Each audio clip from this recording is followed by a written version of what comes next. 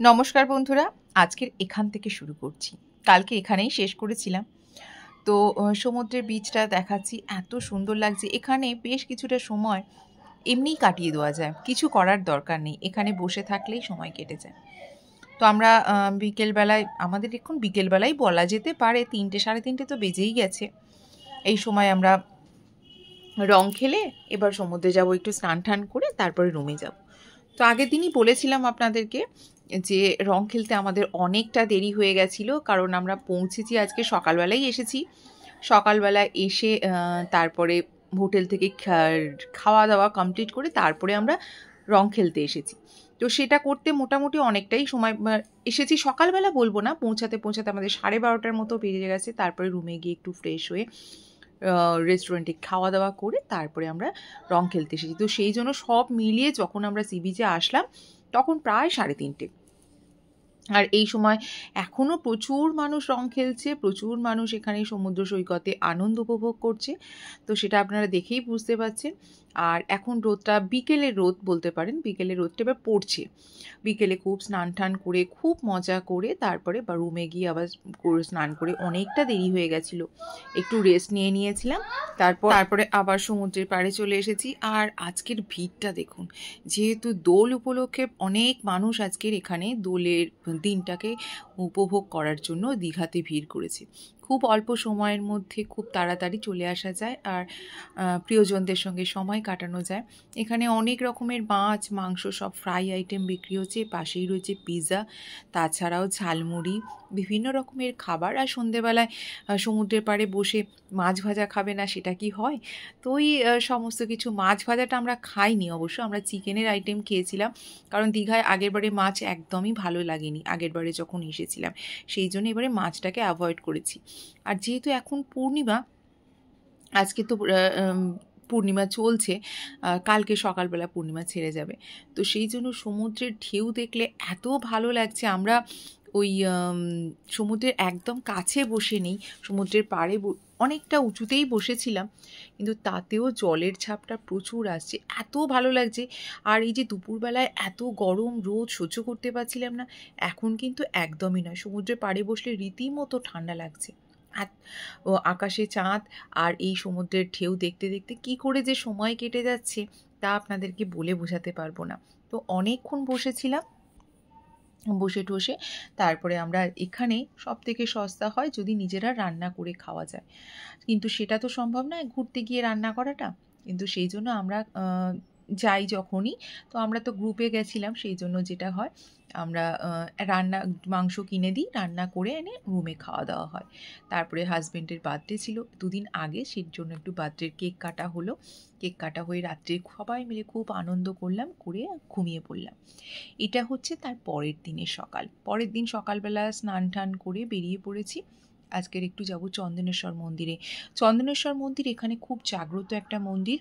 এই মন্দিরে কিন্তু আপনার মনস্কামনা, আপনি যা চাইবেন সেটা পূর্ণ হয়।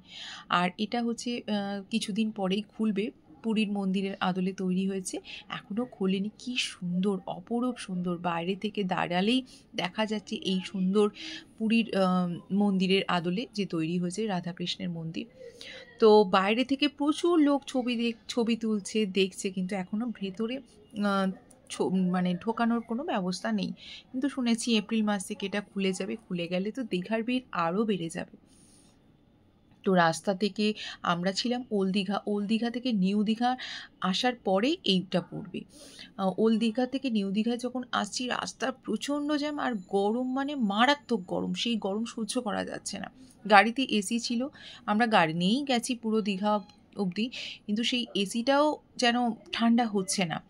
তো যাই হোক, আর বাইরে বেরোনোর কথা বলতেই পারছি না, মানে বাইরে বেরোলে পুড়ে যাবে এরকম অবস্থা। কি সুন্দর দৃশ্য দেখতে দেখতে আমরা চন্দনেশ্বর মন্দিরে যখন পৌঁছালাম তখন 1:30টার মতন বাজে।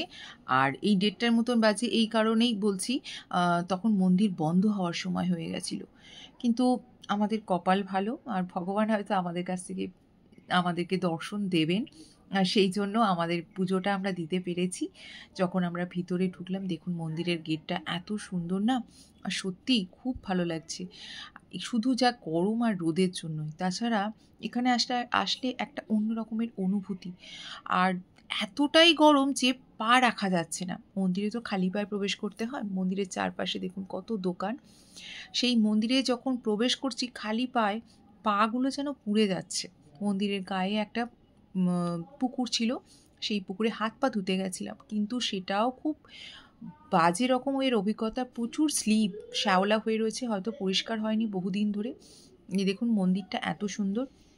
আমরা যখন মন্দিরে ঢুকলাম তখন মন্দিরের গেট বন্ধ হব হব করছে, অর্থাৎ ঠাকুরকে ভোগ দেবে। তা সত্ত্বেও আমরা মন্দিরে ঢুকে প্রণাম করে বেরিয়ে আসলাম। এবার একটা কোথাও খাবো, খাওয়া দাওয়া সেরে তারপরে আবার রুমে গেলাম।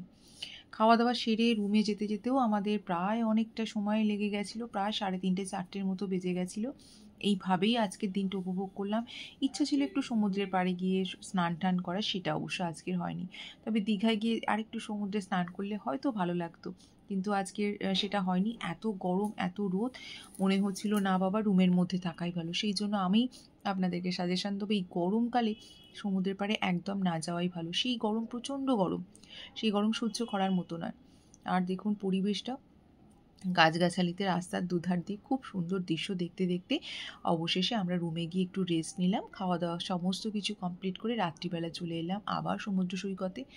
এখানে এসে এত ভালো আর এত লোকের ভিড়, আজকেও তাই সমুদ্রের পাড়ে অনেকটা সময় কাটিয়েছি। তারপরে এখানে এত ঢেউ, আর এখানে বসে বসে আমরা ঝালমুড়ি খেলাম, পাঁপড় ভাজা। আজকে আর মাছ বা মাংস কোনো ফ্রাই আইটেম খাইনি, 2-একটা রিলসও করলাম, করে তারপরে রাত্রের দিকে রেস্টুরেন্টে গিয়ে খাওয়া দাওয়া করলাম। খাওয়া দাওয়া সেরে একদম রাত্রি 11:30 বাজে তখন রুমে গিয়ে শুয়ে পড়লাম। কিন্তু ওই 10:30টার সময় রেস্টুরেন্টে খাওয়ার পরেও আবার আমরা এখানে এসে বসেছিলাম। এতটা ভালো লাগছিল না এই সমুদ্রের হাওয়া। আর দেখুন এই যে ছেলেও আর আমি দুজনে খুবই মজা করেছি। সব মিলিয়ে একটা খুব সুন্দর অভিজ্ঞতা। তো ভালোই লাগে, পরীক্ষা যেহেতু শেষ হয়ে গেছে, এখন একটু সময়টা এইভাবে কাটাতে। আর সমুদ্রের কি অফুরন্ত ঢেউ দেখুন, আর এখন লোকের ভিড়টাও প্রচুর। তবে আজকের দিনে মনে হয় কালকে যে পরিমাণে ভিড় দেখেছি সেই পরিমাণ ভিড় কিন্তু আজকে নেই। আজকে মনে হয় মানুষজন অনেকেই চলে গেছে, আবার অনেকে আসছেন।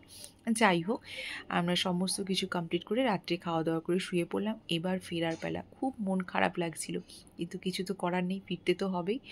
আর এই রাস্তার দুধারে কিন্তু ফেরাটা খুব হেক্টিক হয়ে গেছিলো। আমরা বেরিয়েছিলাম অনেকটাই 11:30 12টার মতন। তারপরে কোথাও দাঁড়িয়ে একটা রেস্টুরেন্টে খাবো ভেবেছিলাম, কিন্তু সেটা আর খাওয়া হয়নি। বেরোতে বেরোতে আমাদের অনেকটা বেলা হয়ে গেছিলো। তারপরে আমরা অনেক খুঁজেছি, নন্দকুমারের কাছে গিয়ে রেস্টুরেন্ট খুব ভালো রেস্টুরেন্ট পাইনি। তারপরে আমরা অনেক পরে একটা রেস্টুরেন্ট পেলাম, সেখানে কিছু খাওয়া দাওয়া করলাম। আর এখানে সবুজ চাদর, মনে হচ্ছে কেউ যেন গালিচা পেতে রেখেছে। আর রাস্তার দুধারের প্রচুর করবী গাছ, জবা গাছ, গাছে ফুল ভরে যাচ্ছে। যেহেতু আমি ফুল গাছ এগুলো খুবই ভালোবাসি। আবার একটা জায়গা থেকে 2টো লাল করবীর ডালও ভেঙে নিলাম। যদি বাড়িতে করতে পারি তাহলে তো আপনাদের দেখাবো। এখানেই শেষ করছি, কেমন হয়েছে জানাবেন।